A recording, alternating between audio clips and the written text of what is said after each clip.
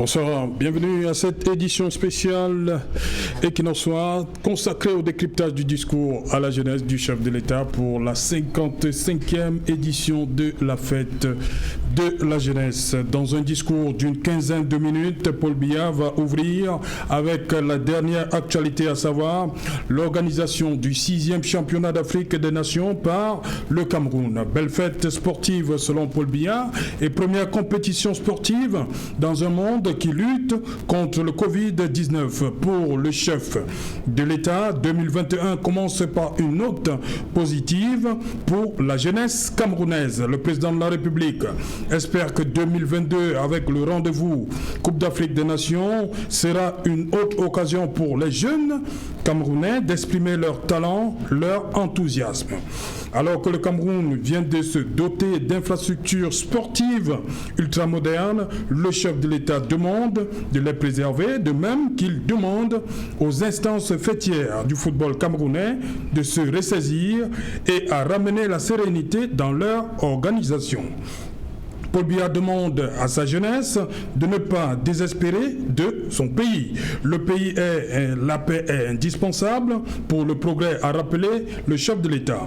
En faisant par la suite la revue des différents foyers de tension dans notre pays, la jeunesse assure le président de la République assure son rôle de fer de lance dans ces différents fronts. Occasion pour lui de féliciter tous ces jeunes qui sont dans nos forces de défense et de sécurité et ceux dans les comités de vigilance. Leur exemple doit inspirer d'autres jeunes. Parlant de l'unité nationale, le chef de l'État a reconnu que ceux des jeunes qui tentent de la saborder restent des anti-modèles et demande aux autres jeunes de s'en éloigner. Sur le plan politique, le parachèvement des institutions démocratiques prévues par la Constitution a vu de nombreux jeunes intégrer le Parlement, les conseils municipaux et conseils régionaux. C'est pour Paul Biya ce qu'il a appelé la transition générationnelle. Il a également demandé à son gouvernement de mettre en œuvre les programmes d'emploi jeunes. S'agissant de l'unité nationale, Paul Biya dira que la construction nationale est une affaire de tous. Pour lui, les jeunes doivent se mobiliser parce qu'ils constituent la composante sociologique majoritaire. Ils doivent être positifs, rejeter les chemins du gain facile. Il leur demande enfin, pour ceux qui sont allés à la conquête du monde, de revenir construire le Cameroun et de le faire rayonner comme le physicien Arsène Stéphane Tema Biolé, le mathématicien et informaticien Tister Diop Mvondo, docteur à 22 ans, et l'écrivaine Djali Amadou Amal qui vient de remporter le prix Goncourt des lycéens 2020. Pour décrypter le message du chef de l'État, nous avons sur ce plateau des politiques qui vont défiler au fur et à mesure. Bonsoir. Charles Dicam. Bonsoir Serge Alain Autou, bonsoir aux très nombreux téléspectateurs d'Equinoxe Soir. Et c'est avec un plaisir que je suis avec vous pour arriver à bout de cette tâche. Voilà. À côté de vous, Maître Ledio, bonsoir. Bonsoir mon cher Alain. Bonsoir au copanel. Bonsoir également à tous ceux qui nous regardent actuellement. Salutations militantes à ma base politique Douala 2e et à tous les camarades SDF qui me regardent actuellement. Bonsoir Willy Kenye. Bonsoir CH, merci pour l'opportunité que vous offrez aujourd'hui à la jeunesse. Je voudrais profiter de cette occasion pour vous dire merci et dire merci aussi à tous les biaïstes qui nous regardent en ce moment. Ok, voilà, lui il est resté un temps avec nous, lui c'est Prince Joël Mokage. Prince Joël Mokage, voilà, premier, vous êtes journaliste, premier constat, première analyse, premier commentaire, qu'est-ce que vous avez retenu de ce discours du président de la République à la jeunesse? Yeah, Serge, I think that for close to 3 decades that I've been listening to the President, Paul Biya, when I listened to this speech of today, I felt that it was different. It wasn't the kind of repetition that I've had in the previous years, because est-ce qu'il a fait la différence ce soir selon vous? Sure, because from start to finish, it is current affairs. Okay. It was not some kind of things that happened in the 80s. from start to finish, it started with the infrastructural development. Oui. The fact that Cameroon organized a great event called the Shan. If you go to Japoma, you're going to see the infrastructure. We know it is not history, it is not a lie that Cameroon organized the Shan. The evidences are there. And you also talked about the aspect that there are some people in the diaspora. This I'm talking about the crisis in the Northwest and the Southwest. Mm-hmm. It's a reality. Because when you go to the diaspora, you have people like the Chris Anu, the Tapong Ivos, the Sako and the others. Now, they are out there. But many a time, there are the ones calling for ghost towns, there are the ones calling for school boycotts, and they're the ones taking the decision in the field. So I think that the speech of today, individually, it's a speech that had a message that touches every Cameroonian. And there is this aspect that he talked about, two things that are very good. He talked about the fact that the football in the nation is not faring well because even within the governing bodies that are within the football, there is a problem. Because if you want to take the case of Fecafoot, for instance, you have President Senator Andre Bida, you have on the other hand Bombonjoya, you have on the other, so there is this cacophony within the football organization. And at one time you find the Minister of Territorial Administration coming with a communique. You start asking yourself, is he the Minister of Sports? Oui. So I think that today the President called on those that have going to do with sports, Oui. that we are organizing Ramener la another... sérénité, hein? Correct. That we are organizing another major event called the AFCON in 2022. So there should be need for them to come together. And there is this aspect of unemployment which is no longer news in Cameroon. The President has called on the government. Because at one time, Serge, we have the impression in Cameroon that the President takes very good decisions, but the applicability is a problem because some persons, maybe for selfish reasons, maybe for their individual reasons, they do not want Cameroonians to get this opportunity. From my own personal objective, like I said, Serge, today's speech, I'm expecting that in the days ahead, we are going to see a government, like the President said, we are going to see a government that mobilizes to see that the unemployment rate in Cameroon reduces. We are going to see within the sporting domain that the cacophony that is ongoing because it's still existing, we are going to see that it comes to an end and that Cameroon that was once a pride of football in Africa regains its football in front of the world. You may finish as we are talking about football. What happened in football soccer when the coach is not intended by the... That is why it is still another cacophony. We are saying that when he says that he is relinquishing it to the sporting department, because we have had situations in Cameroon whereby the 11 players that constitute the team of Cameroon are not even chosen by the coach. Some politicians or some big guns within the sporting domains, whose name I will not call and Cameroonians know, at times they impose because Mokege comes from my village, let him play.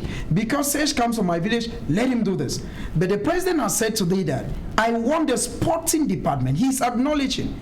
Because we of the journalism department, we have always criticized that the sporting department is not free, even when it is free. If not, you ask yourself a question that, what is, for instance, General Pierre Semenge, one-time general who fought even the coup d'etat in Cameroon? What is he doing in the sporting department? Those are some of the questions. So if the president is saying, on opposite side, when the president is saying there's Bombonjo who can say that he's youth again, but even he's I'm not going looking to at 60 age. years. I'm looking- I'm No, looking we're talking about what today? I'm looking at professional. We are talking about what today? What are you commemorating? we are talking about Youth youth. Day. But this is what I'm saying. No. The question he asked It's me, the maybe focal not- point. It's the focal point. The question he asked me, I'm not looking at youths. I think that if I'm given the opportunity, It's an error. If I'm given the opportunity, I'm going to come in to look at the youth taking decisions. Because if you even look at, that's another ball. No, you should have if you look come- at, go if you back look at from there. Photo, for instance, who is heading the Ministry of Youth in Cameroon, is not a youth. So that's another ball game. I don't want to go Ok. into that ball game. Voilà, Maître Achille Lodjo, restons sur le sport. Le président ouvert par le sport, le football, le Chan, il faut le dire. Il a reconnu que c'était une belle fête. Hein. beaucoup d'Africains le reconnaissent également, une belle fête. Et il termine par, il dit les infrastructures sont ultra modernes, il demande aux Camerounais de les préserver, il demande que le football retrouve sa sérénité. Il appelle les instances, c'est-à-dire FECAFOOT, LFPC, à se mettre ensemble pour que la sérénité revienne dans l'organisation du football camerounais.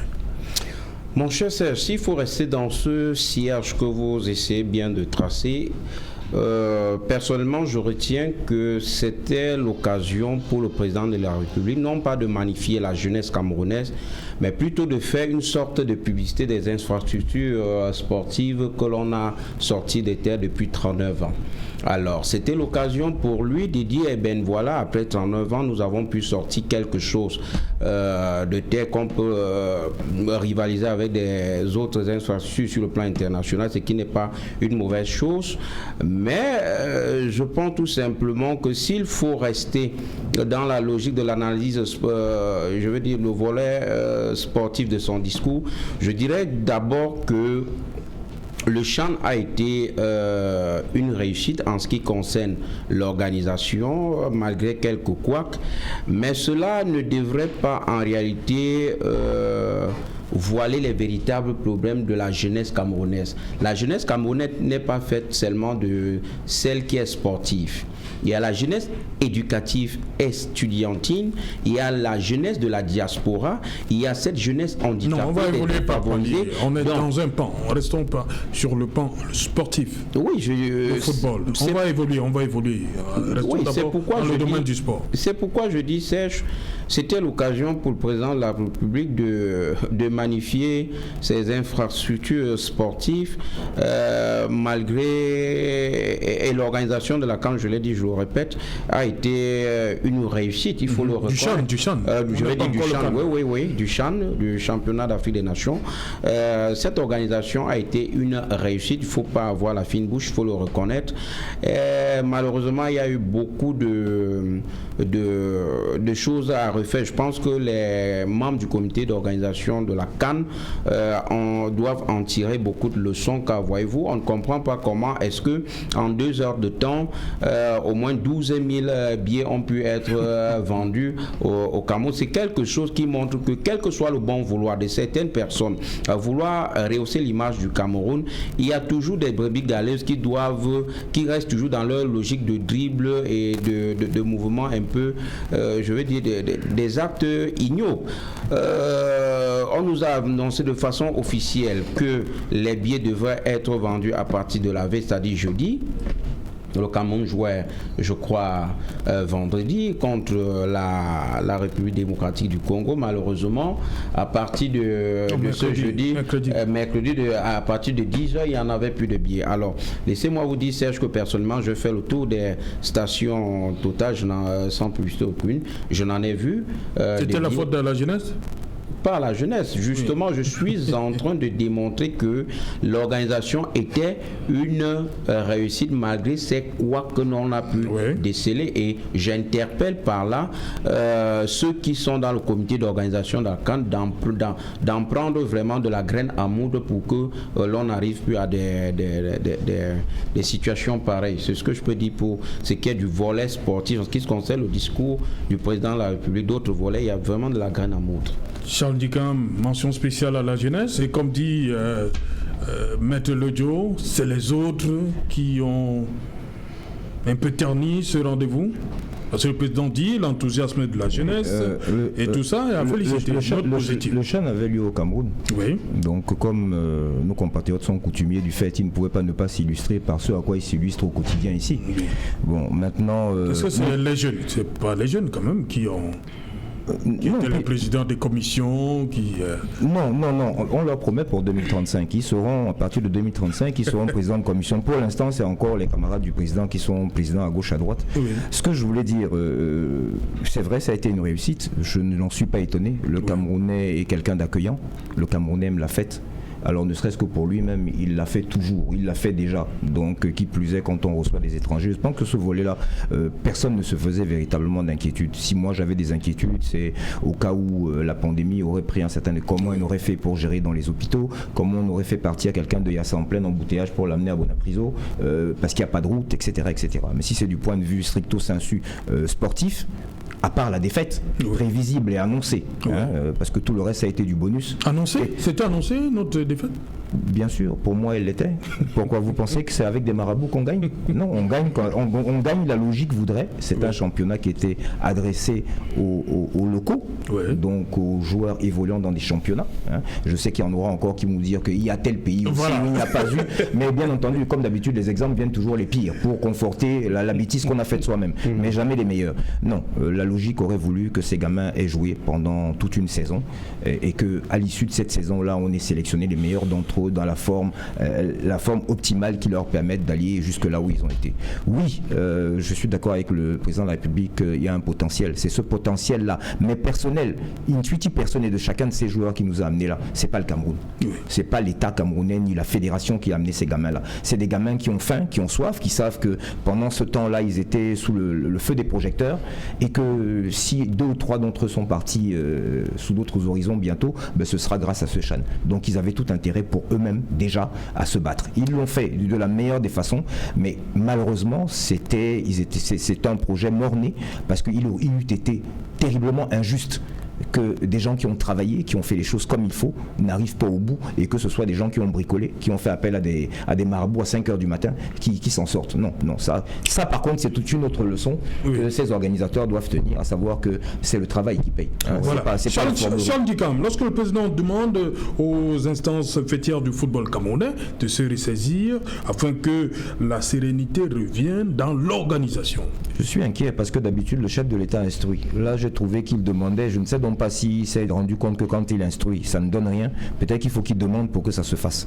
Sinon, me semble-t-il, il a l'autorité nécessaire pour décider demain matin que tel et tel vont rentrer dans une salle de conférence chez lui-même, là au Palais de l'Unité, et qu'il veut savoir qu'ils ont trouvé une solution avant qu'ils n'en sortent. Il en a l'autorité.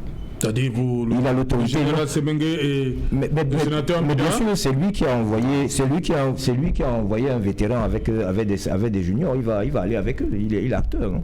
Voilà, c'est ce qu'il faut qu'il fasse. Je pense qu'au jour d'aujourd'hui, si on attend que ça vienne des uns et des autres, étant donné les égos surdimensionnés que les uns et les autres ont, je ne pense pas que c'est le malade qui trouvera son remède. Non, il faudra que quelqu'un d'autre y trouve un remède. S'il lui reste alors un temps soit peu d'énergie et de l'amour pour la jeunesse de sa patrie, il faut qu'il règle ce problème-là. Mais bon, je veux dire, quand il aura réglé le problème du football, il n'aura pas réglé le problème de la jeunesse.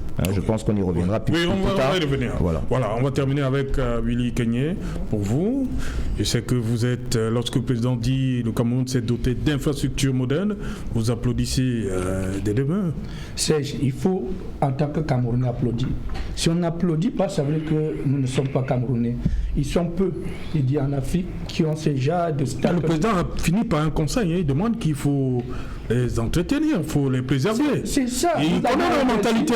Nous avions investi. Il connaît nos mentalités. Oui, c'est normal, nous sommes dans un pays où on reconnaît, où on revoit des diverses mentalités. Oui. Il faut le dire, ce que nous avions investi c'est peut-être les images des premiers matchs, il a vu les Camerounais poser les pieds sur les sièges. Non, Serge, nous avons vu même les Libyens se filmer dans nos différents stades. On l'a vu à Japoma, on a vu à Bepanda, et je veux vous assurer, c'est pas moi qui le dis, je crois que la FIFA a démontré que nos stades font partie des 10 meilleurs stades au monde. Il est normal au moment où le chef de l'État prend la parole d'amener et de conscientiser la jeunesse, de dire voilà ce qu'on vous a laissé comme héritage. Et c'est bien de préserver. Il faut le relever, Serge. Donc le chef de l'État, en tant que père de la nation aujourd'hui, il a défini. Et vous allez voir que le chef de l'État, il a parlé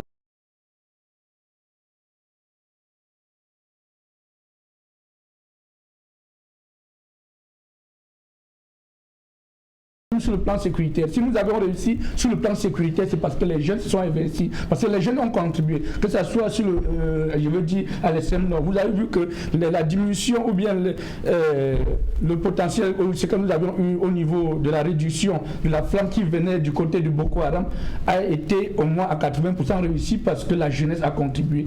Même sur le plan ingénieux aujourd'hui, la plupart des jeunes ont compris, c'est pour ça qu'ils sont en train de sortir pour se retrouver dans ce que le chef d'État a construit, je parle du DDR. Donc il est important de relever, moi je ne fais pas partie des gens qui pensent toujours que les choses sont négatives.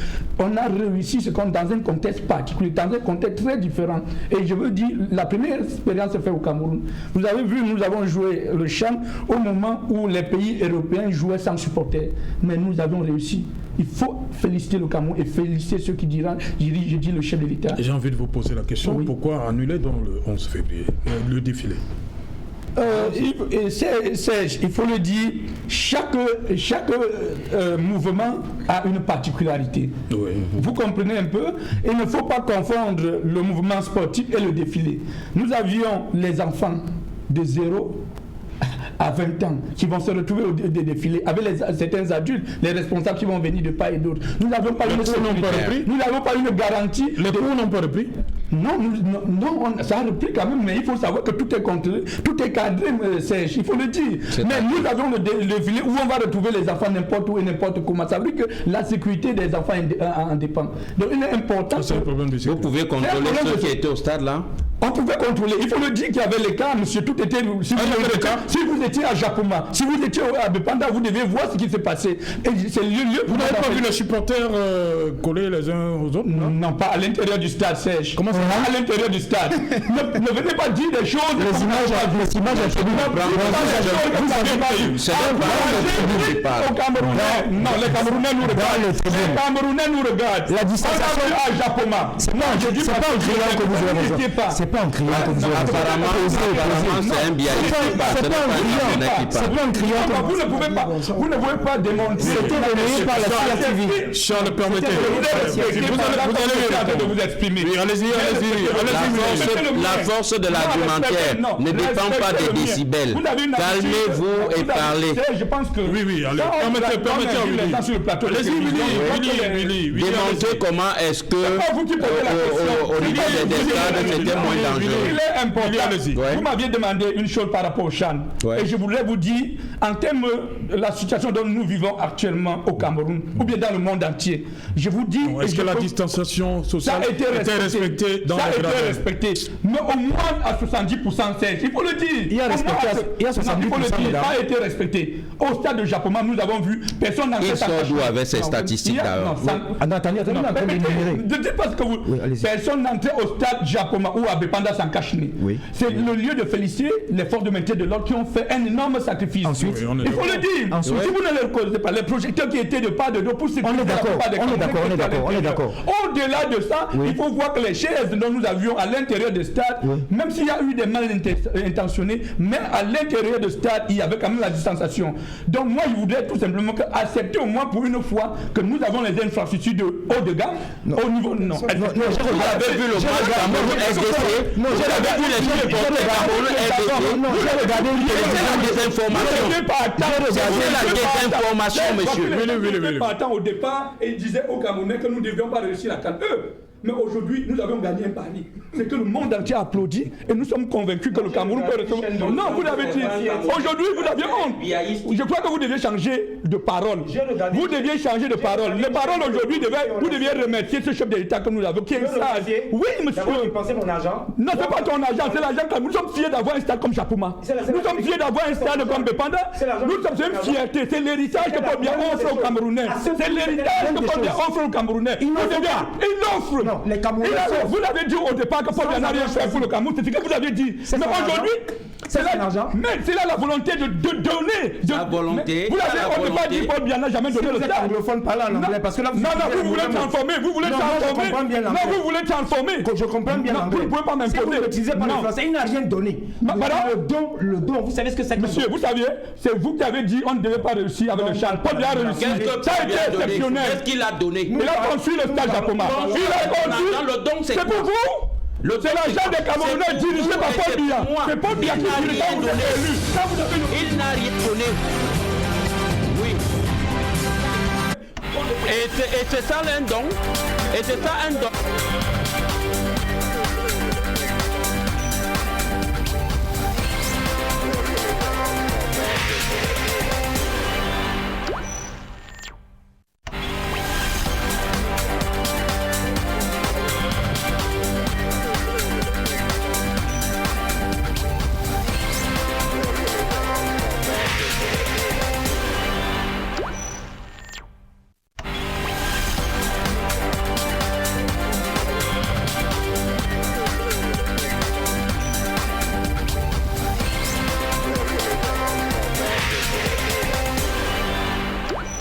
Retour sur le plateau et qu'il en soit édition spéciale consacrée au décryptage du discours à la jeunesse du chef de l'État.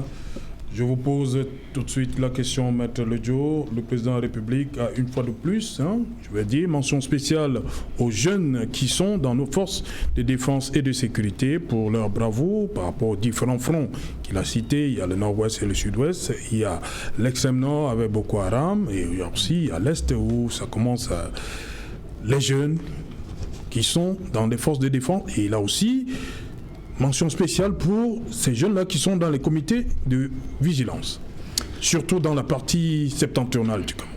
Effectivement, mon cher, c'est aussi le lieu et l'occasion pour le SDF de féliciter ces jeunes-là qui se battent jour et nuit afin que nous autres puissions dormir, afin que nous autres puissions avoir la sécurité de nos biens. Alors voyez-vous, la question qui me taraude l'esprit, c'est celle de savoir si ces jeunes à qui aujourd'hui on attribue des mentions spéciales, est-ce que ces jeunes-là se retrouvent dans leurs droits?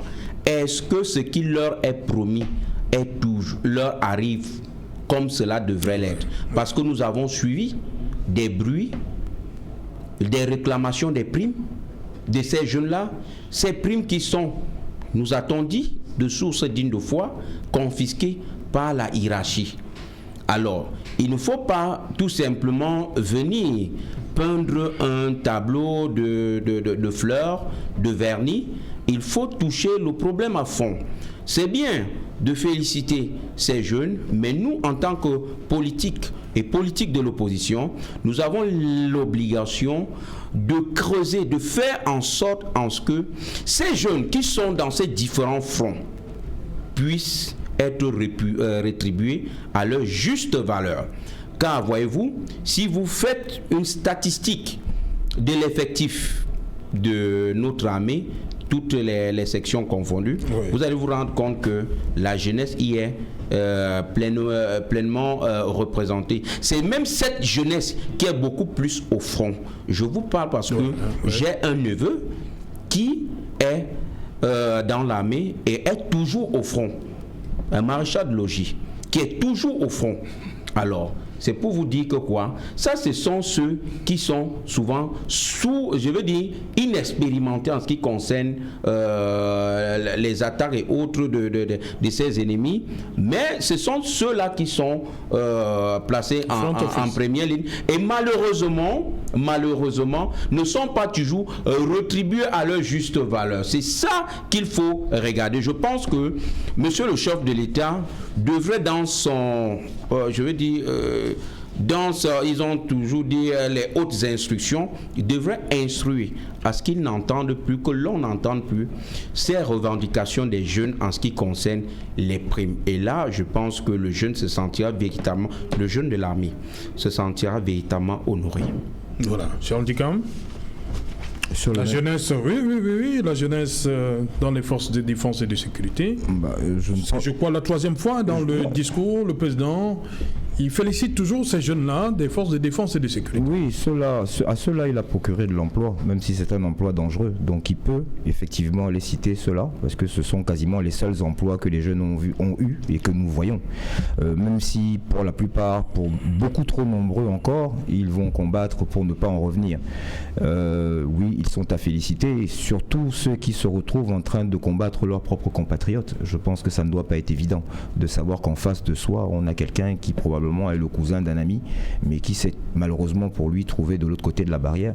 Et je pense qu'il devrait plutôt s'investir à ce que ces jeunes-là soient ensemble pour combattre le sous-développement, puisqu'on a vu, on a une artère ici à Douala qui a été construite par le génie militaire, on a vu ce que ça donnait. Je préférais que ces jeunes-là soient occupés à cela plutôt que de combattre leurs compatriotes. Donc ça revient toujours à une chose, il faudra bien qu'ils finissent par solutionner ce problème-là qui cause aussi la mort chez les jeunes. Oui, ils sont à féliciter.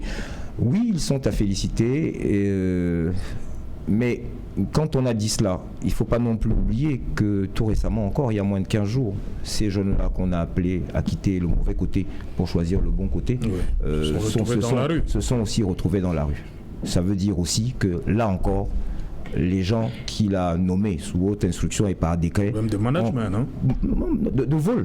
Le management, là, c'est trop. Pour les téléspectateurs, ils ont volé l'argent des enfants. C'est ça qu'il faut dire. Et il faut être clair comme ça l'est. Ils ont volé l'argent des enfants et de ceux à qui on a demandé de sortir de la bourse, qui risquent aujourd'hui leur vie parce que s'ils vont se promener en ville pour aller acheter une banane et qui sont reconnus par un de leurs anciens compères, ils seront abattus. Hein, parce que pour ceux-là, ils sont des traîtres, mais ils ne se retrouvent même pas eux-mêmes. Donc que ce soit pour ceux-là, que ce soit pour nos jeunes, nos enfants, nos jeunes soldats, vaillants soldats, il faut que les aînés prennent conscience de ce qu'ils sont en train de se battre pour la nation et pour eux, et pour leur permettre de continuer de vivre à leur âge et encore de travailler à 80 ans, mais au moins qu'on les paye. Voilà. Willy Kenyé, c'est une situation que beaucoup ont décriée, hein, des jeunes, des DDR qui se retrouvent dans la rue. Pour un problème de mauvais traitement, il se plaignait d'un mauvais traitement dans le centre DDR, CNDDR de Buea. Oui, il faut le reconnaître que dans ce jargon-là, il y a pas mal de mal-intentions. Ce ne sont pas seulement de leur côté, même dans l'autre côté, on voit. Dans quel côté? Ceux qui gèrent le pays. Il faut reconnaître que le chef de l'État, il y a des gens qui... De quel côté ceux qui gèrent? Il y a certains membres du gouvernement qui ne respectent pas certaines décisions données par le chef de l'État. Même si nous sommes du côté du chef de l'État, il faut parfois décrire, il faut parfois lui dire qu'il y a des gens qui n'ont pas l'image du chef de l'État. Et c'est notre rôle en tant que jeunes de le décrire. Parce qu'on ne peut pas comprendre que le chef de l'État donne les instructions et les gens n'appliquent pas sur le terrain. Et ça relève un peu, bien ça excite la plupart des jeunes à se retrouver dans la rue. Et surtout, vous voyez l'envie que le chef de l'État a, l'idée que le chef de l'État donne pour que la jeunesse, la plupart des jeunes aujourd'hui puissent avoir de l'emploi. Donc il revient à ceux-là qui sont en charge de mettre en application les institutions du chef de l'État. Parlant du NOZO, je crois que le chef de l'État a relevé plusieurs pans. Voir un peu le comportement des jeunes. Les jeunes ont contribué à 80% sur le plan sécuritaire. Je vais vous prendre plusieurs cas. Vous savez que si la jeunesse n'a pas été d'accord cette année, il faut le dire de manière franche, le Cameroun ne serait plus debout comme on l'a aujourd'hui. Sur le plan politique, les politiciens ont manipulé la jeunesse est restée stable. Il faut le dire. Du côté de NOZO, la plupart des jeunes ont compris qu'ils ont été trompés et que l'objectif aujourd'hui, c'est de revenir à la République.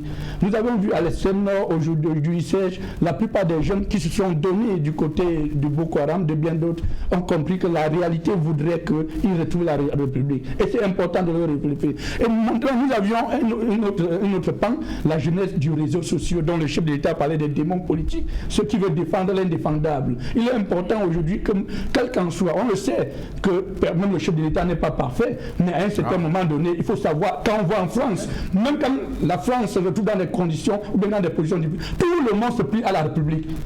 On n'y a pas d'opposition, tout le monde se plie à la République. Mais au Cameroun, c'est le Cameroun le seul pays où on accuse parfois à tout temps et en tous lieux le gouvernement. Et eux, ils n'apportent rien. Je voudrais dire à ceux, mes copains, pour leur dire, il est important aujourd'hui qu'ils sachent au moins que des choses sont en train de se mettre en main et les choses sont en train de se faire. Et que pour eux, au moins une fois, qu'ils reconnaissent au moins que dans notre pays, les choses ont été faites de la plus belle des manières. C'est ça au moins ce qu'ils doivent reconnaître. On ne peut pas à tout moment instrumentaliser la jeunesse pour dire que rien n'est fait. Et dans le discours du chef de l'État, il s'est placé en termes de paix et conseil de la jeunesse. C'est pour ça qu'il appelle la plupart des jeunes qui se retrouvent de l'autre côté de revenir. Et là, puis l'exemple. Vous reconnaissez au moins que c'est parce qu'il y a cette opposition-là qui bouscule, on va les, entre guillemets, que les choses se mettent en place. Vous reconnaissez au moins?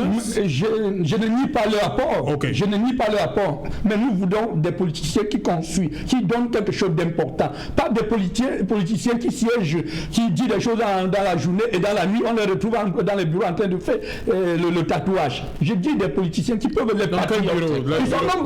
Ils sont nombreux ceux qui parlent.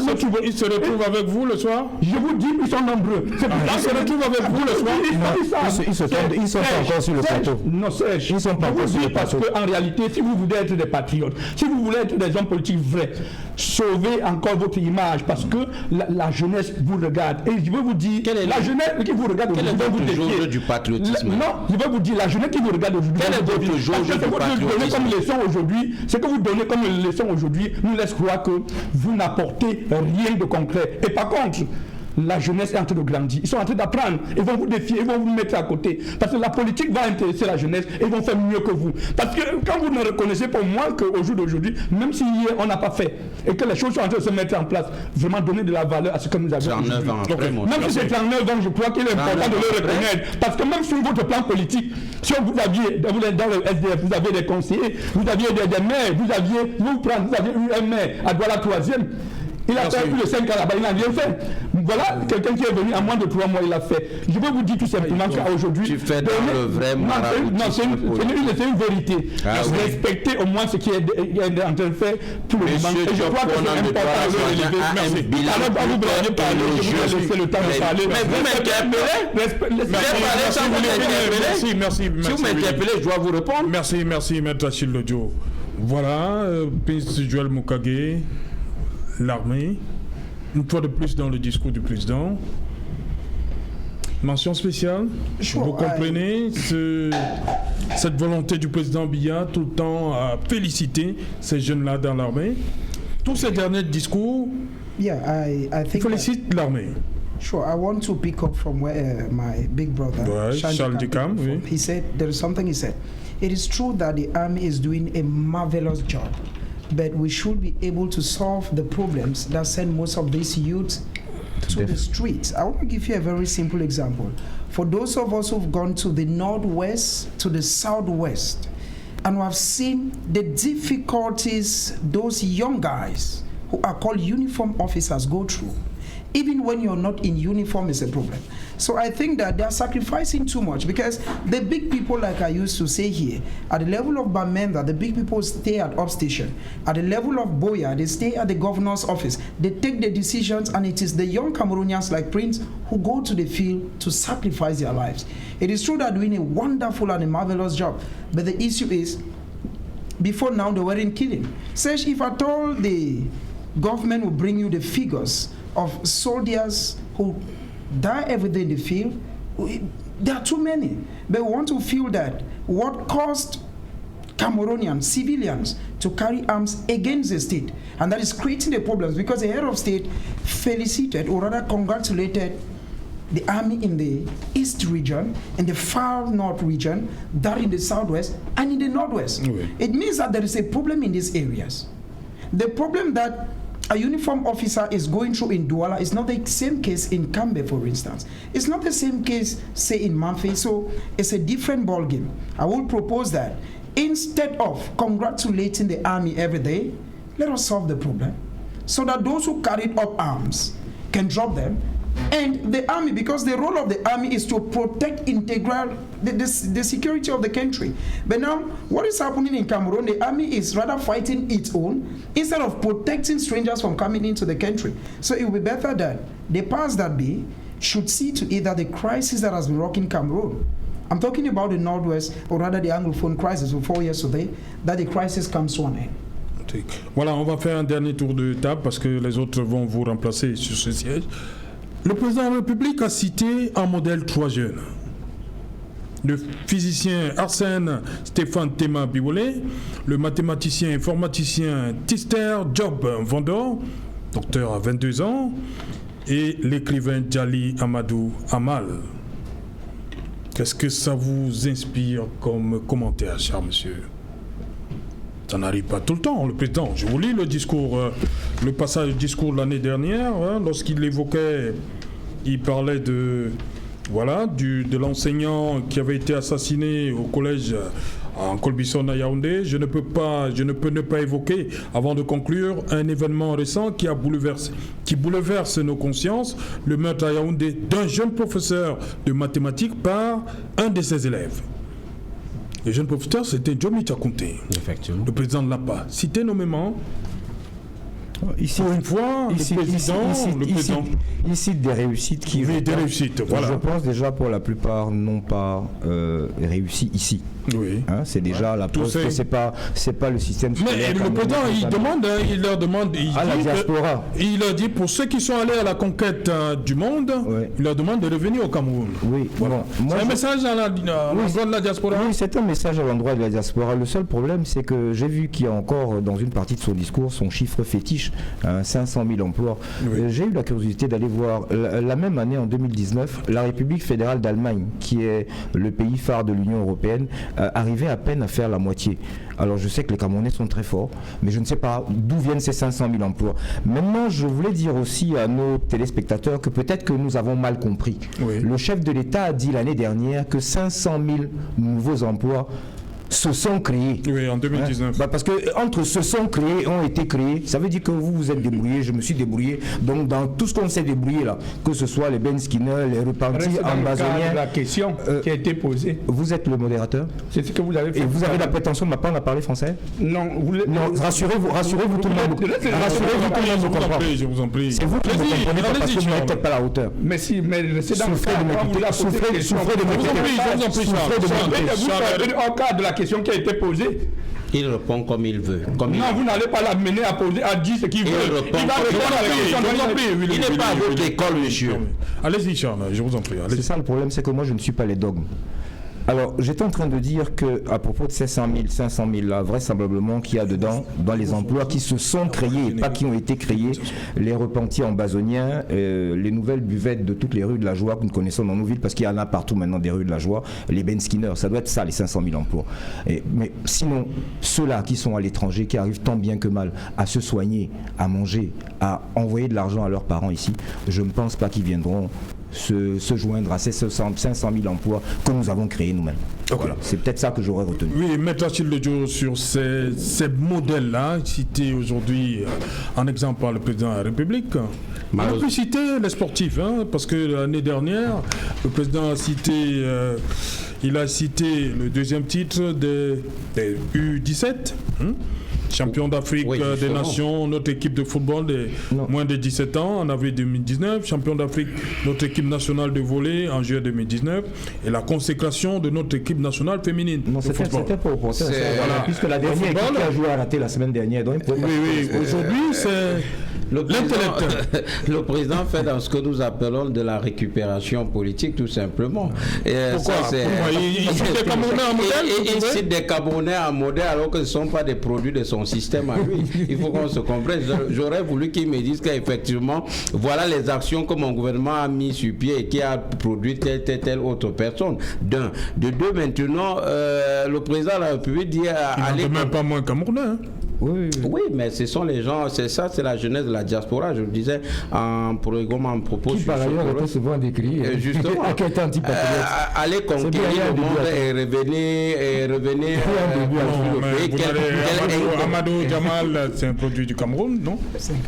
Elle était citée en troisième, c'est pour le genre. Non, vous ne pouvez pas dire ça, Charles. Amadou Jamal, c'est un pur produit du Cameroun, si vous voulez rester dans... Non, écoutez Serge, moi je ne suis pas dans ce que vous allez faire du cas par cas. Il a cité trois jeunes qui sont pour lui des modèles. Oui. Et je fais mon analyse, je dis de façon empirique comme ça, de manière cartésienne. Ce ne sont pas les plus produits du système éducatif camerounais. Ça, c'est simple. Celui qui peut me démentir m'apporte la preuve du contraire. Et maintenant, quand il demande aux jeunes, ça, ce qui m'a le plus choqué, quand il demande aux jeunes d'aller conquérir le monde et de revenir... Non, il demande aux jeunes qui sont allés. Qui sont allés conquérir le monde, de revenir. Ils vont revenir comment quand vous avez bloqué la double nationalité? Ils sont allés, ils ont acquis une nationalité. Ils ont l'envie de revenir avec le package, le knowledge pour développer le pays. Mais vous avez bloqué, vous parlez de transition générationnelle. Oui. Ils sont sérieux. Ils vont venir avec des nationalités parce que pour venir construire le pays, il leur a fallu un certain nombre d'acquis. C'est-à-dire, ces acquis, ça, c'est peut-être les nationalités qu'ils ont pu avoir là-bas. Oui. Maintenant, pour venir mettre leur knowledge au service du développement de notre Cameroun, ils n'en peuvent pas. Parce que vous avez avait bloqué avec l'interdiction. Et le SDF en 2014 avait proposé justement la levée de ce blocus, de cette interdiction de double nationalité, ce qui n'a jamais été le cas. Et c'est justement pourquoi le SDF en 2020 a mis le RDPC devant ses responsabilités en disant ok, en 2014 nous avons proposé le texte de la modification de la loi sur la nationalité, vous avez repoussé, ça n'a même pas franchi l'étape de la conférence des présidents. Aujourd'hui vous présentez quelqu'un qui a une double nationalité, sanctionnez vous-même votre propre forfaiture. Justement pourquoi notre ami Hervé Emmanuel a été sanctionné par ses amis du RDPC. Voilà, Willy Kenyé, des modèles, le président cite trois jeunes modèles. C'est pour ça que j'accuse un peu parfois nos politiciens. Quand vous commencez à les attaquer, répondez à restons sur la question. Je ne veux plus. C'est un biaïste qui parle. Laissez les politiciens. Les gens ont souvent accusé le président Paul Biya qui ne donne pas ou qui ne tend pas la main à nos enfants qui sont à l'extérieur. Alors si déjà le chef de l'État lui transmet un message vrai à la jeunesse, à la diaspora, pour les il leur demande de rentrer. Pour ceux-là qui sont allés gagner quelque chose en termes d'expérience, là, ils peuvent revenir au pays et apporter quelque chose. Et nous avons vu ceux qui sont arrivés, ils ont été bien accueillis. C'est un message que le chef de l'État lance à l'endroit de tous nos concitoyens qui se retrouvent à l'extérieur. Et c'est l'occasion pour moi de dire, je ne peux pas finir sans dire sur ce plateau sèche que Paul Biya c'est un modèle. C'est le seul président au monde qui, parfois, les gens tuent, les gens puis violent, partent en prison et les libèrent. Et ça a été fait. Je voudrais au moins que les gens, pour une première fois, reconnaissent ce qui a été fait. Ça veut dire que les gens posent des actes négatifs qui n'honorent pas la République. Non, ça, le président de la République s'engage à les libérer. C'est vrai, là, il est en train de libérer là, le plus grand voleur là-dessus. C'est vrai. Il y en a beaucoup. Et les grands voleurs de son régime, fabriqués par eux-mêmes. Qui aujourd'hui ont été libérés. Il faut s'en féliciter des mesures prises par le chef de l'État. Merci. Un peu de respect pour les autres. Merci. Prijoel, sur ces trois jeunes. Citez un exemple pour les autres Camerounais. Yeah, I think that when somebody does something it's good to applaud. And nobody will point their own house with the left hand. These three persons who have flung high the green, red, yellow of Cameroon, it's very true that my co-panelists have said a majority are not a product of the regime, but the issue is they are flying the green, red, yellow of the country, and the president feels that Cameroonians, especially the youth, should emulate and ensure that they become like them. Okay. Merci Joël, merci à vous Willy. Merci, c'est moi qui vous dis merci. D'être passé, merci Maître Ledjo, merci Charles Dicam. Vous allez céder vos différents sièges à d'autres analystes politiques qui vont vous succéder sur ce plateau. Tout à fait. Alors messieurs, dans un instant, on va continuer cette édition Equinox Soir spéciale.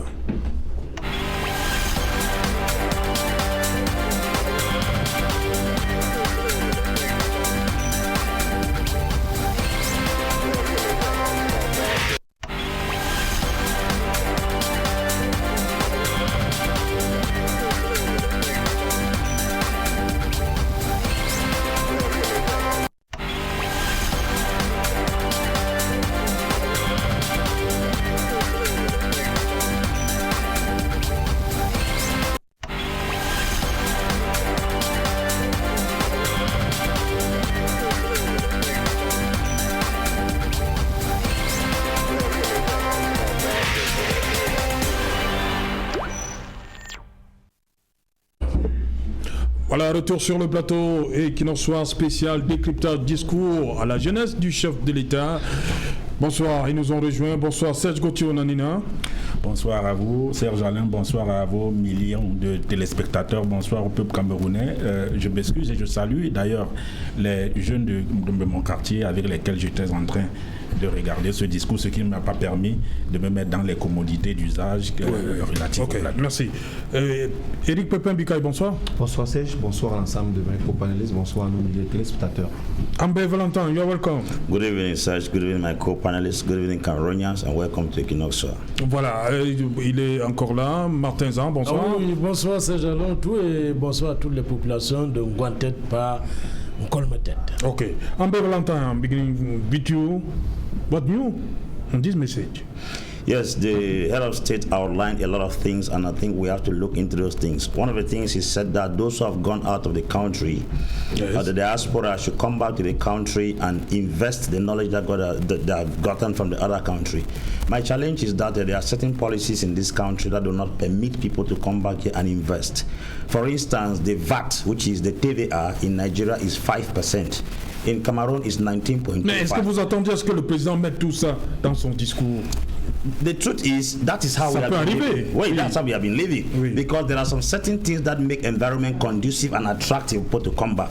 There are a lot of policies that are supposed to be put in place for the country to attract its children back. Just like Ghana said, return Ghana. Kenya said return Kenya. Before they said those things, you don't come on television and announce it. You are supposed to set some policies on the ground. I'm calling you back, those of you who are afraid to come back to the country who have double identification or double nationality. That law has been broken. That article has been annulled from the constitution. You can now come back to your country and invest. All Malians who are out of the country, they don't work without sending money back to Mali, and double nationality is permitted in Mali. Secondly, the taxation system, tax policies can also encourage the private sector. The reason why the private sector in Nigeria is advancing is because the value added tax is 5%, but in Cameroon it's 19.25%. Who will leave a country that has a low tax payment and come to invest in a country that the tax is exorbitant? Such policies are supposed to be redressed. The second thing he did was to appreciate the young man who scored a doctorate degree at the age of 22. Now the issue is what educational system, what educational system permitted that young man to score a degree? It is in France, not in Cameroon. What are the parameters for education in Cameroon that cannot permit a young Cameroon to score such a degree? It makes us, education is very strenuous here. It's complicated, so we must calculate the environment. Crops that grow in Europe don't grow here. They are conducive environment for studies. Opportunities can be given to you to come out with rapid intervention because of the opportunities you have around you. There are Cameroonians who are very intelligent because the situation of education here is not properly arranged. A lot of intelligent people can score a doctorate degree at the age of 25. If they were in another country, they would do better at the age of 24.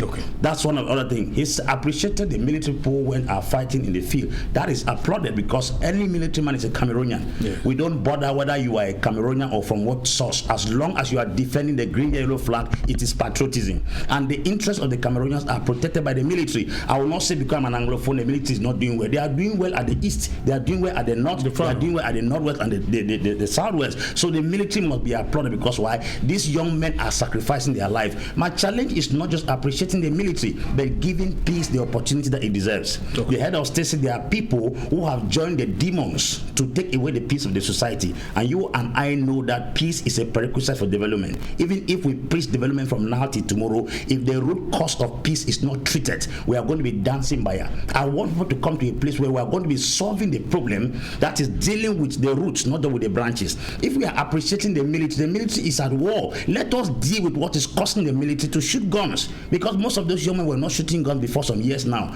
Let us address the issue of peace before we can be able to deal with the issue of the young men. And then lastly, he spoke about the Chan?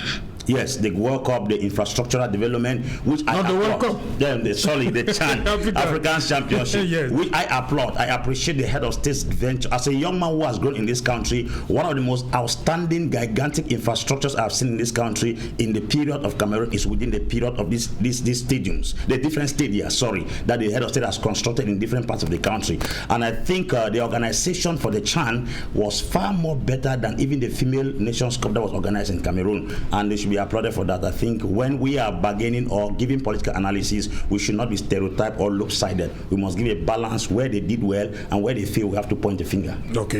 Serge Gauthier Nanina, pour vous, le discours du jour, on en soit, vous allez dire que c'est du réchauffé, on a souvent entendu ça?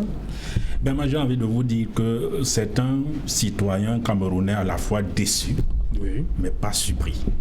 Pas surpris parce que vous êtes déçu par quoi? Vous allez le découvrir tout à l'heure. C'est qu'on est déjà habitué à ce refrain de la parole présidentielle qui est restée aérienne, pas concrète, cas par cas. Le président a commencé par une note positive du Chan. On est bien d'accord. Il a félicité le dynamisme, l'enthousiasme et le talent de la jeunesse. Il en a profité pour également féliciter l'armée. Sauf qu'on se rend donc compte qu'il réduit donc cette jeunesse au métier du physique, au métier du sacrifice, on s'attend à ce que le président également de la République dise à cette jeunesse qu'il est capable de lui confier suffisamment de responsabilités publiques, administratives, mais également de décisions stratégiques. Parce qu'aujourd'hui, pour développer un pays, il faut une jeunesse il faut penser la stratégie. Or, si vous avez une jeunesse qui a une dynamique, un dynamisme, une intelligence, et que vous ne la positionnez pas sur le plan stratégique et que vous la cantonnez uniquement au physique, vous vous rendez compte que vous allez stagner. Ça, c'est la première observation que je fais de ce discours. C'est pour ça que je dis qu'il est resté aérien. Je vous dis également que le président de la République a évoqué la transition générationnelle à travers l'intégration des jeunes au Parlement, au conseil municipal. Mais je me pose la question de savoir si le président de la République n'est pas en décalage avec la réalité. Mais Serge Alain, vous avez vu le conseil régional. Citez-moi un jeune. Prenons les postes de décision les plus stratégiques du Cameroun, les plus importants du Cameroun, et prenons la moyenne d'âge. C'est ça la transition générationnelle. Ce n'est pas le fait de faire semblant. Vous comprenez, je vais vous prendre un cas. Dans le RDPC, on a sorti une circulaire qui demandait à ce qu'on donne des candidatures jeunes. Mais vous savez pourquoi ça a été fait? Parce que au niveau de l'ECAM, où ils ont la même mise, ils avaient fait une analyse objective sur le capital électoral, ce qu'on appelle le marché électoral. 65% du marché électoral camerounais est constitué de jeunes. En utilisant donc l'argument de la jeunesse, ils savaient que certains jeunes, qui même boudaient déjà cette longévité dans le système, allaient voter. Mais dès qu'on a voté, et maintenant qu'il fallait une élection indirecte où on n'avait plus besoin du bétail, vous avez vu que c'est eux qui sont revenus. Donc en ce moment, on se rend compte que... Il y a des régions même où il n'y a pas de femmes dans le... Vous comprenez donc qu'il y a un exercice de duperie dans l'intention politique camerounaise telle qu'elle est gérée à la fois par le RDPC mais également par le président de la République. Le président de la République a évoqué la décentralisation comme une opportunité. Mais vous savez que cette décentralisation est en procès. En procès du point de vue de ses ressources, les ressources qu'elle met à sa disposition, mais également en procès du point de vue de ses textes.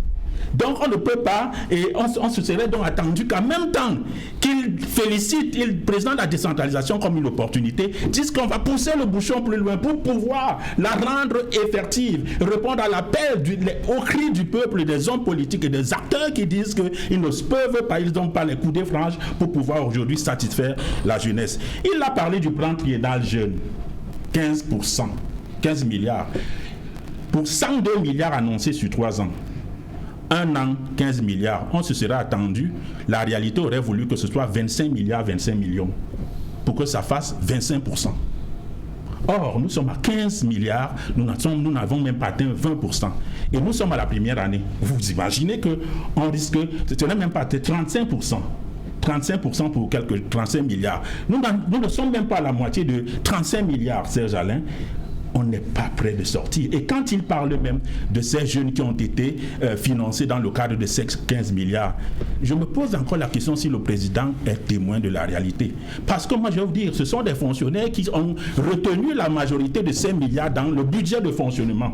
Vous pouvez me citer, vous avez des frères, parce qu'il a parlé des villages et autres. Citez-moi des villages dans lesquels il y a eu des projets porteurs forts qui ont permis aux jeunes d'être autonomes dans l'entrepreneuriat. Quand on vous donne 60 000, 80 000, on ne vous accompagne pas. Pour un projet où on a 500 000, le monsieur les fonctionnaires prennent plus de la moitié ou les 75% du fonctionnement du projet et vous avez 25% de ce que vous avez utilisé. Il y a matière à s'interroger. 5 000 emplois directs dans l'horizon 2022. Je me pose la question, vous savez qu'on a plus d'1 million de chômeurs au Cameroun. Ça représente 5%. Quand on entend 5 000, c'est impressionnant. Mais il y a 2 questions de fond qu'on pourrait se poser pour sortir, si vous le permettez. 2 questions de fond. Premièrement, quelle est la valeur du chiffre par rapport à de l'offre par rapport à la demande? Elle est donc faible, cette valeur du chiffre, et dans quel secteur?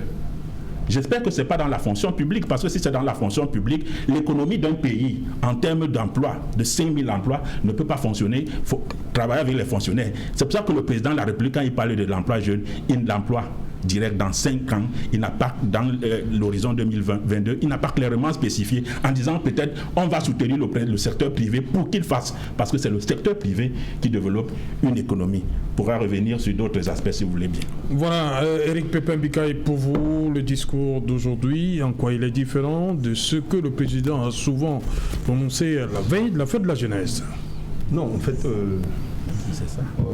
on n'est pas très loin de dire qu'il y a une sorte de monotonie dans l'approche méthodique d'adresse du président de la République à la nombreuse jeunesse. Peut-être je ne suis pas le seul à faire ce constat. L'année dernière, nous sommes toujours restés sur des propositions assez aériennes. Et à la fin du discours du président de la République, il disait justement que j'ai besoin de vous. Et presque à la fin de ce discours, il a fait un hymne à la diaspora d'aller conquérir le monde et de retourner bâtir leur pays. Sauf que la diaspora qui dit pour ceux qui sont allés conquérir le monde, il leur demande de rentrer. On a presque dit la même chose. Non, on les demande ceux qui sont allés aller conquérir le monde et puis qui reviennent. Oui. Voilà. Donc ça pose un peu un problème dans l'organisation structurelle de l'État du Cameroun. Voyez-vous, le Cameroun a interdit la double nationalité depuis pratiquement 1968 et que bon nombre de nos concitoyens aujourd'hui souffrent de ce mal-là. C'est-à-dire ils ont deux souffrances. C'est-à-dire ils ne sont pas reconnus par leur propre État parce qu'ils ont changé de nationalité et dans leur propre famille biologique, ils servent des vaches à lait. C'est-à-dire que leurs interventions n'est ponctuée que lorsqu'il y a des événements heureux ou malheureux. Et c'est sur cette base-là qu'on voit un peu leur degré de socialisation dans les pays dans lesquels ils ont décidé désormais y résider. Et ça cause un problème de retour au pays comme le préconise le président. Déjà, il faut qu'on aille vite sur cet aspect-là. Si on doit s'arrêter sur ce domaine, en levant le verrou sur la double nationalité, ça peut être constitutionnalisé. Ça veut dire que interdit peut-être nos compatriotes de la diaspora de briguer un certain nombre de postes, mais qu'on donne la possibilité à ce dernier d'avoir des perspectives d'investissement dans les secteurs aussi clés, de nature à booster le développement.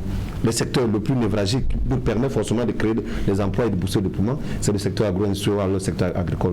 C'est tout ce que tous les analystes s'accordent à dire que ce secteur a besoin d'être dopé, ce secteur a besoin des investissements lourds, ce secteur a besoin d'attirer les investissements directs étrangers et qui de mieux peut être mieux positionné pour pouvoir attirer les investisseurs étrangers que nos compatriotes qui y sont déjà installés. Ça pose aussi le problème de l'accueil.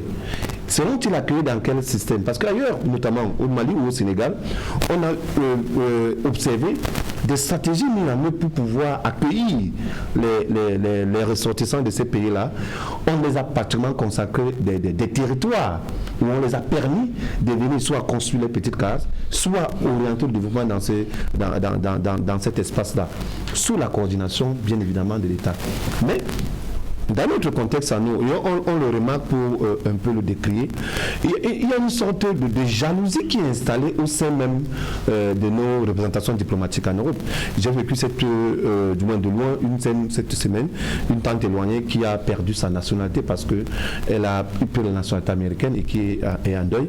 Elle devait être de retour au pays et elle habite Los Angeles et elle a envoyé son passeport américain pour pouvoir avoir le visa d'entrer au Cameroun comme ça se passe de manière coutumière et on a refusé de l'octroyer le visa. En réalité, quand je fais mon enquête, parce que j'ai eu appelé peut-être 3-4 personnes également qui sont dans la même situation que cette tante éloignée-là, et ils ont évoqué que dans ce contexte aux États-Unis, il y a une sorte de jalousie contre ceux-là qui ont acquis la nationalité américaine ou alors la nationalité étrangère. Donc, ils représenteraient plus un danger qu'un atout. Et il faudrait justement que cela soit toiletté à l'intérieur du système, qu'on comprenne que nos compatriotes ne sont pas en rivalité avec les emplois qui sont ici. Ils peuvent plutôt être des atouts pour pouvoir porter un certain nombre de secteurs. Bon, maintenant, sur le plan sportif, le président Assemblée se réjouit de la qualité de l'organisation. Nous tous d'ailleurs, on a été émerveillés par la qualité du spectacle d'abord. La jeunesse africaine s'est réunie pour pouvoir célébrer son humanité sur la terre camerounaise. On s'est réjoui de la qualité des infrastructures. Le débat sur le coût, la durabilité par rapport à l'exécution des chantiers. Moi, je ne suis pas sorti de ce débat-là. Je reste sur le concret, le physique. Le physique, c'est que nous sommes là, on on a les infrastructures, oui. Maintenant, le problème qui peut se poser, c'est que les infrastructures, ça ne sert pas que à faire du football. Il faut maintenant essayer de trouver des économies alternatives pour faire vivre ces infrastructures, mais davantage. Et dégager des budgets d'entretien.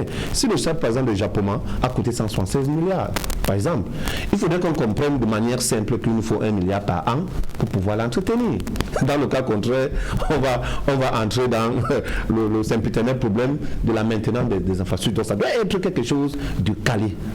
Il ne faut pas qu'on tergiverse par rapport à ça. Une infrastructure de qualité a besoin d'un entretien. Et l'entretien doit être dans de très long terme. Bon, maintenant, si on revient sur le côté de la FECAFOOT, moi j'ai un peu été déçu par rapport à l'approche pédagogique du président. Moi, je suis de ceux qui pensent qu'il faut dissoudre la FECAFOOT. Parce que le président lui sait que la sérénité ne peut pas revenir dans cette fédération. Parce que ça fait plus de 30 ans que ces gars se bagarrent. 30 ans? Bon, en fait, si je prends la borne de 30 ans, mais de 20 ans à peu près, à partir de 98. Mais après, à partir de mes recherches, on m'a dit que non.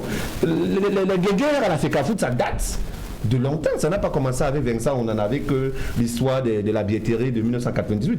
Ça date de bien plus longtemps. Du moment où la FECAFOOT était gérée, du moins avait pour responsable des personnes nommées par le ministère de... Voilà, c'est à partir de là que la guerre a commencé.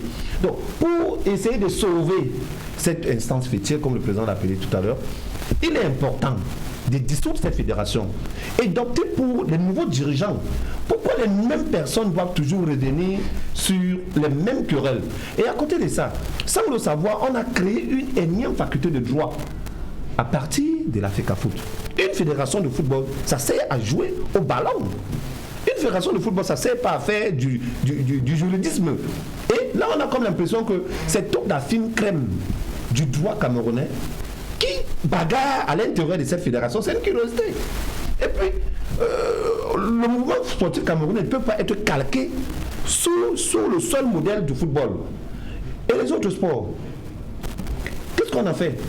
Le président n'a-t-il pas le droit de faire la promotion de ces sports-là? L'athlétisme, le handball, le volleyball. Vous avez il le disait en 84. Dans le contexte. Le président le disait en 84 qu'il n'y a pas de sport mineur. Mais on a comme l'impression que... C'est lui-même qui le disait. Je demande même d'ailleurs qu'on dissoute cette fédération. Parce qu'en réalité, c'est devenu une fédération politique.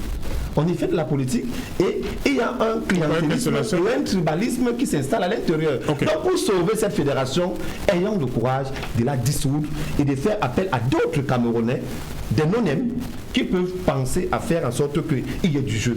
Et c'est du jeu que forcément va renaître le passé glorieux du football camerounais. Si on ne joue pas et on fait commence non-aimé, mais après on se fait un nom. Et beaucoup ont commencé. Je suis d'accord. On commence non-aimé. Tous les Camerounais sont là. Quel en soit les cas, c'est une sorte de métatase. C'est-à-dire, si on suspend ceux qui viennent là appartiennent forcément à des camps et la guerre va recommencer. Voilà, Martin Zan, vous étiez là en première partie. Pour vous, hein, quel est l'aspect de la partie du discours qui a retenu votre attention?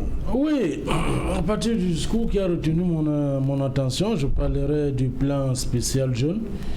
Le chef de l'État a dit, parce que je suis expert en banque, il va falloir que je le dise à mon co-panéliste le plus proche.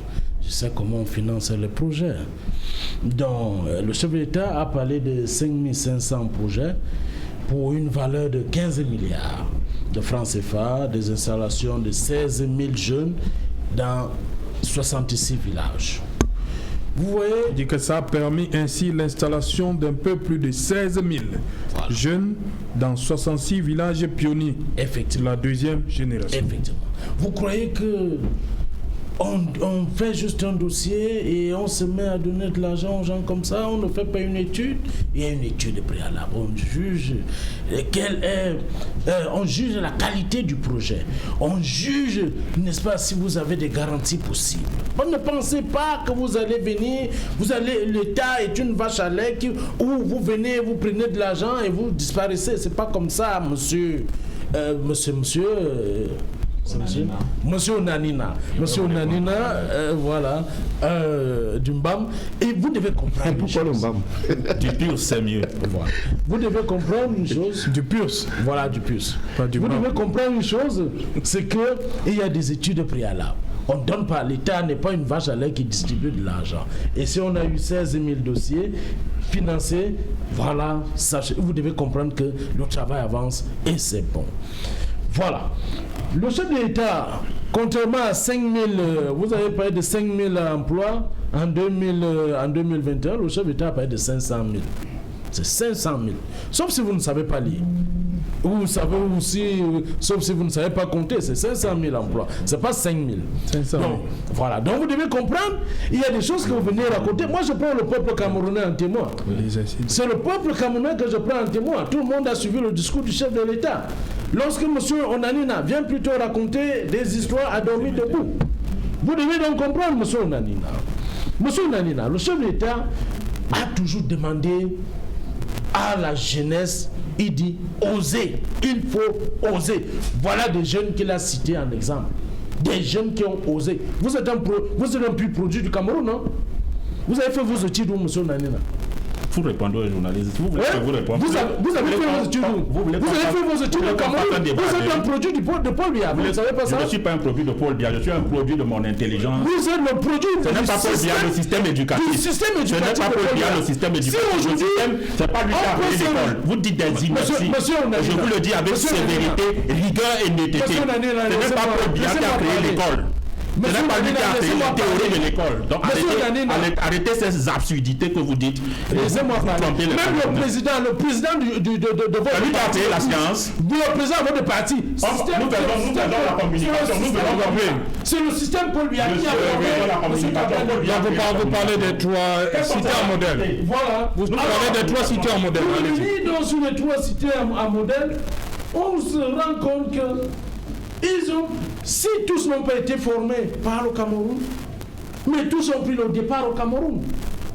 Et il y a Madame Djali Amadou qui a fait ses études au Cameroun. Qu'est-ce que vous voulez raconter? Nous tous ici, ensemble, nous avons fait des études au Cameroun. Nous sommes les produits du système Biya. Nous devons comprendre. Aujourd'hui, je suis expert en banque, c'est le système Biya. Vous êtes ce que vous êtes dans votre village ou alors dans votre quartier, c'est le système Biya. Tous ceux, même le président de votre parti, Kabla Libi Lingenge, est formé par le système Biya. Vous devez le comprendre. Il n'est pas du PCRN. Il est voilà. Il se met. Il m'a permis, il m'a amené à confondre et le plus et le PCRN. Justement, parce que tu voulais faire une fixation sur lui. Faites une analyse. Et vous aussi. Vous êtes enseignant. Non, ne tapez pas sur les gens. Analysons et sortons des personnes physiques. Tout simplement. Allons sur les données. Ça rien vous. Moi, je suis mal à l'aise avec ce type de débat. Non, je suis très mal à l'aise avec ce type de débat. Restons sur l'analyse. Sortons des personnes. Surtout ce type d'intervention sur le plateau. Pour vous, lorsque le président cite ces 3 jeunes en exemple, c'est pour nous demander, il dit toujours, oser. La jeunesse doit oser. Il demande à la jeunesse d'oser. Et nous devons atteindre les niveaux les plus élevés de la société. Nous devons remplacer tous ceux qui sont en train de partir. Nous devons être là pour la transition. La transition ne se fait pas dans les beignetariats, dans les bouillitariats ou le haricotariat. Ce n'est pas dans la rue. Nous devons suivre les carcans politiques de la nation. Nous devons entrer dans des partis politiques, militer et, n'est-ce pas, conquérir le pouvoir par la voie des urnes. Voilà ce que le chef de l'État nous laisse et veut nous laisser comme héritage. Et lorsque le président demande à ceux-là qui sont allés conquérir, sont allés à la conquête du monde de revenir, vous avez suivi sur le plateau, beaucoup disent qu'il manque un certain nombre de préalables. C'est parce qu'ils ne comprennent pas la politique du chef de l'État. Comment ça? Ils ne comprennent la pas. Politique chef Je vous prends pour exemple Hervé Emmanuel Com, il a une double nationalité. Il est directeur du stade de Bépanda. Je vous prends Dédé Yango, qui fait partie du nouveau cercle élu à la corporation. Pourquoi il n'a été pas passé la fois passée? Il n'est pas passé, c'est pour des raisons politiques, pour des artistes qui ont pilonné Dédé Yango. C'est pas l'État du Cameroun. Mais je veux faire comprendre une chose, c'est que le chef de l'État tend la main à ses enfants, à tous ces enfants qui sont hors du territoire, qui sont allés chercher la connaissance, qui sont allés apprendre à lier le bois au bois. Il dit, revenez, il y a des choses dans ce pays. D'ailleurs, Serge Alonto, je vais citer la loi, il y a la loi d'incitation à l'investissement. Cette loi est claire. On appelle tout le monde à venir investir au Cameroun, y compris tous les Camerounais qui sont allés depuis longtemps. Et entre-temps, on crée la société au Cameroun en 2 jours. En 2 jours. Donc tout a été facilité. Donc les gens, le peuple camerounais doit comprendre que si on n'a pas une information, on doit se renseigner. Nous devons nous renseigner si nous n'avons pas une information. Comment on crée une SA? Comment on crée, n'est-ce pas, une salle? C'est en 2 jours que ça se fait. Au Cameroun, ça se fait en 2 jours. Okay. Et le chef de l'État appelle donc tous ceux de la diaspora de venir créer leur société et d'investir. Serge Gauthier Onanina, rapidement. Merci Serge Alain. J'aurais dit que quand on a écouté Paul Biya, le président de la République du Cameroun, il a passé son temps à faire dans le développement personnel, un exercice de développement personnel et de conseil plutôt que de solutions souhaitées et attendues par rapport à la jeunesse. La jeunesse n'a pas besoin d'être conseillée en matière de développement personnel. Elle le fait dans les universités, on le fait au quotidien.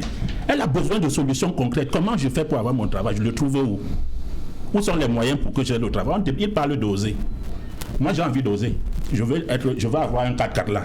Mais allez oser. Les moyens où? Oser. Vous ne donnez aucun moyen et je vais vous donner des exemples simples. Vous voulez que le président de la République, je vous en prie, le président de la République a redéfini, a dit il y a une nouvelle redéfinition des lignes de notre pays vers l'émergence comme parlant de la politique. Lui, président de la République, il dit qu'on a repensé notre politique. Il dit qu'avec cette nouvelle redéfinition, il y a de nouvelles opportunités offertes à déceler. C'est un mot à souligner. Comment un président de la République peut vous orienter vers les opportunités à déceler d'une redéfinition de sa politique sans vous en citer un seul exemple? Ça veut dire que lui-même redéfinit quelque chose, ou son gouvernement redéfinit quelque chose, mais ne peut même pas vous dire, puisqu'on est dans le conseil, il est dans le conseil, non? Il donnait les conseils. Il n'a pas pu proposer, faire une seule proposition. Un discours qui prend 20 minutes, le chef d'État il va dire... Monsieur Zang, le président de la République du Cameroun n'est pas le premier. Le président de la République du Cameroun n'est pas... Mais prenez le document qui a remplacé le DCM. Vous voulez monopoliser le DCM. Vous prenez ce document et vous allez lire tout ce qui est dedans comme projet. Allez au ministère de l'Emploi et de la formation professionnelle. Le président de la République du Cameroun n'est pas le premier à prononcer un discours sur la terre. À moins, comme vous dites que c'est lui qui a créé l'école. Je voudrais vous dire, comme Achille... Créez votre école, vous êtes son enfant. Je voudrais vous dire, monsieur Zang, que bientôt, le président de la République, on va prendre le droit à la respiration sur le président de la République, comme le dit Achille Mbembe. Ça veut dire que comme je respire là, je le dois certainement à Paul Biya. Bientôt, quand vous soyez à l'hôpital, c'est le... Je comprends que je respire. C'est sa politique. Et si je ne suis donc jamais tombé malade. C'est lui qui a créé Moi, je ne suis donc jamais tombé malade. Je ne suis donc jamais tombé malade. Quand je le dis, c'est toujours lui. Vous dites également que le système éducatif, on le lui doit. Je vous rappelle que le système éducatif, l'école est une création européenne. Elle n'est pas coloniale, elle n'est pas une création de Paul Biya. Maintenant, la définition de la vision de l'orientation, quel type de Camerounais, quel type d'individu nous voulons, c'est là où le gouvernement apparaît. Et donc, moi je vais vous dire, si le président est resté dans le développement personnel, et non dans les solutions, c'est parce que son système éducatif, à lui, est incapable de créer un homme capable de se réaliser, de s'intégrer socialement. Pourtant, vous êtes capable. Je suis désolé. Alors, si vous êtes capable, je ne suis pas moi seul. On parle de la masse. Pourquoi vous personnalisez le débat? Nous sommes dans la proportion de ceux qui sont. Il vous a appris les libertés. Nous sommes dans appris à parler. La proportion de ceux qui sont dans le besoin de travailler par rapport à ce que la possibilité d'avoir des emplois. C'est de ça qu'il est question. Vous pouvez avoir des formations. Les formations ne sont pas adaptées. Même lorsqu'elles le sont, où est-ce que les gens trouvent du travail? Dans la débrouillardise, alors que les gens ont des qualifications, c'est ça la réponse au véritable problème. Moi, je vais vous dire, il a rendu, par exemple, la jeunesse responsable d'une mission historique. Vous avez une mission historique, je vous l'ai dit il y a 2 ans, celle de sauvegarder la paix, la souveraineté et l'unité nationale. Quelle est la conséquence directe de cet appel? C'est un aveu du chef et une reconnaissance de l'incapacité à avoir géré. Parce que si vous dites, vous qui êtes l'aîné, qui gérez un pays, vous appelez vos enfants à faire la paix, à maintenir la paix, à la conserver alors que vous êtes vivant. Et que c'est vous qui êtes le leader du système, donc du pays. Qui devrait le faire, vos voisins? Ben, c'est celui qui dirige, qui fait la paix, qui impulse la logique de la paix. Mais lui, il confie la mission aux autres. Ce sont des conseils, c'est dangereux. C'est d'autres conseils. Moi, je voudrais terminer en disant que le président de la République, également, quand il dit, il le dit, donc il n'indique pas clairement, parce qu'il aurait dû dire, quand vous avez donc une mission historique pour sauvegarder la paix, la souveraineté et l'unité nationale, nous allons vous donner des responsabilités dans des décisions qui vont vous permettre de bien mettre en œuvre cette mission. Il ne l'a pas dit. Donc, cet appel, au-delà d'être un appel sincère, reste dans une symbolique superficielle. Ok. Ambé Valentin, lorsque le président dit que ces jeunes parlant de l'unité nationale, c'est-à-dire ceux-là qui tentent de s'aborder cette unité nationale, il les taxe d'anti-modèle et demande aux autres jeunes de s'en éloigner, c'est le terme. Il s'adresse une fois de plus à qui? He's talking to the youths, and it's a shame that Which youth? In the country? Cameroonian youth and the ones at the diaspora, because he has addressed both the ones at home and the ones at the diaspora. So when he says youth, then he's generalizing it, both those who are abroad and those who are based here. The truth is, if he says every generation has a responsibility to accomplish, and this generation the responsibility to maintain peace and unity, I wonder what their generation was looking at, because it's very challenging. It's very challenging. You cannot imagine Probia was born in 1933 and became prime minister in 1975. Yes. He was 42 years old as a prime minister. When did we have a prime minister of 55 years old? Let us exempt the 42 years. Is to tell you that he has been a youth and he didn't solve the problem when he was a youth. He has grown old because they say La Force the experience. By now, he was supposed to have taken La Force the experience to solve what he could not solve at the age of 42 years. So if at the generation as a youth you fail to solve a problem of peace, now you have gone at the age of La Force the experience of 87 years. It means you have switched from one generation to another, which by reason of experience you are supposed to have been handling that thing right now. I am a youth right now. I cannot fail in handling something as a youth now, and then I still reach 80 years, I still fail in handling it as a youth. The president of the National Assembly has been 37 years as a man at the National Assembly. Added to his age, it means he came to power as a youth. When they were youths, they could not profile peace in the nation. Are they telling us that our generation that is still young-minded, they have refused to give us power? Is it because we are not matured enough to manage things? They were matured because the theme of the year was La Force de Experience. How can La Force de Experience be in Cameroon and they cannot settle peace issues? Where is the force of experience that cannot manage Northwest and Southwest? It cannot manage the East. It cannot manage Boko Haram. I'm sure when you sit over a matter for too long, you become an expert in the matter. A man is called doctor in economics because he has studied economics for too long. They have been 40-something years in power and they have not gotten the experience to solve problems in the country. Is there when they are going to enter into their graves and resurrect to solve the crisis? In the generation as young men, they couldn't solve. Now that they are already old, they cannot solve. Quelle force d'espérance? Quelle force d'espérance that we are talking about? Regardez comment vous êtes bien dodu. C'est Paul Biya. C'est Paul Biya. Quelle force d'espérance? C'est Paul Biya. En tant que jeune, tu ne peux pas gérer le problème de la paix. Maintenant qu'il est déjà un vieux papa, il ne peut pas gérer ça encore. Pourquoi gérer ça quand? Dans le tombeau. Regardez comment vous êtes. Dans la tombe. Voilà le travail de Paul Biya. Quel travail? Regardez. Regardez quoi? Voilà. Voilà. So, let you understand. The truth is this: if he says he's handing the responsibility of peace in the hands of these youths, then I think the Englishman says an elder cannot sit in his house and watch a she-goat delivered when it is being tied down. At the time we are right now, Paul Biya is supposed to be a counselor, a mentor, and a guidance to this nation to tell us on how to handle issues, because he has passed through a path we are still to go there. A mentor is somebody who has gone through some things and he can guide you on how to go through it. He has gone through all the things in this nation and the different crises from the year he came into the civil cabinet in the government. Now that he is always supposed to sit and say, mon enfant, j'étais là-bas, ne mets pas ton pied là-bas. And then he tell Pekin the way they still come that they should tell them how to put their legs. How does it make sense? Incroyable. It is impossible that a man that has crossed over a river is telling you who is about to cross the river that you should do everything possible to cross the river. He's supposed to tell you that I have crossed that river at first. Now when you are coming, don't go this way, it is deep. Go this way, it is not deep. If the president is handing the issue of peace in the hand of youths, Where is la force d'expérience? The force d'expérience to collect money and put in their pocket, la force d'expérience to stay in power, or la force d'expérience to settle basic crisis in the country? Ok. Voilà, Eric Pépin-Bikaïn, chaque génération correspond une mission à accomplir. Je pense là, il paraphrasait Fan Fragnon aussi, je ne me trompe pas. Et c'est pas un hasard, c'est un auteur qui est extrêmement lui apprécié dans les milieux intellectuels jeunes et même de sa génération. C'est-à-dire les combats sont les combats de la génération. Ouais. Je suis d'accord avec cette approche. Peut-être les combats de notre génération sont des combats de la survie. Au-delà des questions techniques liées à la préservation de l'intégrité territoriale, à la préservation de la paix, mais les combats de la jeunesse actuelle sont les combats de la survie. En fait, pour parler très simple, ce sont des combats de la survie. Voilà. On dit que pendant qu'il y a encore des gens d'un certain âge aux affaires qui tiennent les commandes, vous demandez aux jeunes de combattre.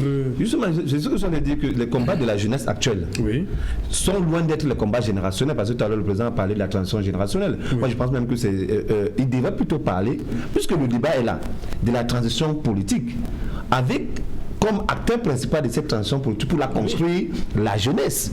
Donc il n'y a pas un conflit de génération entre ceux qui sont devant nous et nous. Mais il dit que les jeunes sont rentrés avec le parachèvement. Oh non, les jeunes sont rentrés dans les institutions. Moi je prends par exemple le schéma. Et puis c'est là, si brillamment décrit tout à l'heure. On a eu une ouverture au RDPC. Il y avait des données parce qu'au niveau du fichier de l'ECAMON, pour faire les analyses, savoir que le vivier électoral, il est jeune.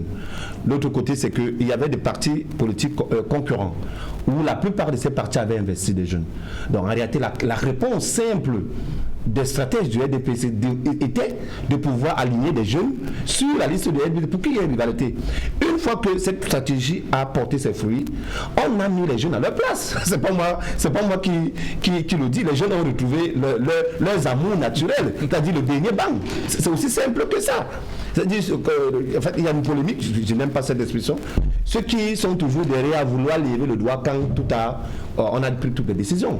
En fait, c'est la raison pour laquelle je dis les combats de notre époque sont des combats liés à la survie, liés à l'emploi. Et même si on prononce le chiffre de 500 000 emplois, on peut également questionner la véracité de cette statistique-là, parce qu'il ne faut pas oublier, le Cameroun est dans une économie extravertie qui dépend à plus de la moitié des devises qui viennent de l'étranger. Et le coronavirus, monsieur Zang, je pense que voilà. Je ne veux pas que vous me perturbez pour que je ne sois pas désagréable. Excusez-moi s'il vous plaît. Je pense que le coronavirus n'a épargné aucune économie dans cette sorte d'économie mondialisée, et notre pays aussi a subi de plein fouet les effets secondaires de cette pandémie mondiale, notamment la destruction du tissu économique qui a entraîné la perte de nombreux emplois. Beaucoup de promoteurs d'entreprises qui étaient installés dans le système des PME et des PMI, ça représente à peu près 54% d'emplois directs dans notre tissu économique, ont été obligés de fermer boutique et de renvoyer la plupart de ces employés à la maison. Donc ça veut dire qu'on peut questionner les statistiques de 500 000 emplois créés à cette année par rapport à la pandémie. Il ne faut pas oublier que même les sociétés étatiques, parapubliques et publiques, parapubliques, ont été obligées de se séparer de bon nombre de leurs emplois. Le cas le plus patent, par exemple, c'est la Cameco. Donc, on reste focus sur les questions de notre époque, qui sont les questions d'emploi. Et là également, la pandémie, ça marchait de ce côté-là? Vous dites? Avant la pandémie, ça marchait? Avant la pandémie, ce côté, on était toujours en train de discuter. En réalité, et là, on ne peut pas trop victimiser le gouvernement camerounais. Le monde est traversé par ce challenge-là. Comment offrir des emplois aux jeunes générations qui frappent chaque jour aux portes de l'employabilité. On termine l'émission rapidement. Qu'est-ce qu'on retient donc ce soir ce discours du président Biya? Tout simplement pour notre positive. Et c'est la même note que je peux adresser à la jeunesse, ou peut-être à moi-même. Le président a parlé de la témérité. Il faut rester persévérant. Je pense que c'est un peu le socle de la vision de tous les jeunes. Ils sont téméraires, ils sont résilients, ils s'adaptent à un environnement qui les est très hostile, avec des résultats plus ou moins acceptables, mais quand même ils acceptent cette situation-là. Tout à l'heure on a évoqué par exemple les noms que le président a cité, le nom de quelques jeunes. on convient que ces jeunes-là peut-être sont des modèles aujourd'hui, mais pas très bien connus, dans les domaines techniques qui ne sont pas très bien valorisés dans notre système économique. Peut-être également, c'est un hymne au président de dire, ok, j'ai cité ces jeunes-là, ces filières seront des secteurs névralgiques dans le développement de notre tissu industriel. Okay. Il y a un qui est un physicien et l'autre qui est un brillant informaticien. Okay. On espère que ces secteurs seront développés pour une meilleure prise en charge de nos Voilà, rapidement, 30 secondes. Oui, monsieur Serge, à l'entour, j'aimerais d'abord... Non, rapidement, qu'est-ce qu'on retient ce soir? L'émission est terminée. Ce qu'on retient, c'est que le chef de l'État a parlé à tous ses enfants et le chef de l'État a appelé et ramène tous ses enfants à la maison et il offre des opportunités à nous, la jeunesse, à nous de prendre acte de ces opportunités qui sont offertes. Serge Gauthier Onanina, vous? Que le président de la République a passé le temps à conseiller au lieu de proposer des solutions concrètes attendues et que les modèles qu'il a désignés sont d'exception alors que nous devions être une panoplie de modèles. Si vous citez 3 personnes sur 26 millions de Camerounais, ça veut dire que vous reconnaissez que sur le reste, vous n'avez pas fait votre travail. Yes, the proposal of 15 billion for the youth. My problem is, what are the channels and the corridors where that money passed to enter into the hands of the youth? The head of state has given so much money on different projects, they never arrive their destination. A committee should be set up in place to make sure that money given to reach out to the youth should be properly ordered to reach in the hands of the youth, because there are a lot of people who are corrupting finances and the blames fall back on the head of the state's responsibility. I think they have to start checking the people who are managing finances to enter into the hand of the youth, because ahead of 15 billion and suddenly it will disappear into thin air, we will not know where that money passed. So I think a committee should be put in place to make sure that if money has been apportioned to the youth, it should use in the hand of the youth. Ok, merci cher monsieur d'être venu, merci à tous ces hommes politiques qui ont défilé sur ce plateau. C'était dans cette édition spéciale consacrée au discours du chef de l'État. Bonsoir Arsène Stéphane Tema Biwole, bonsoir Tister Job Mvondor, bonsoir Djali Amadou Amala.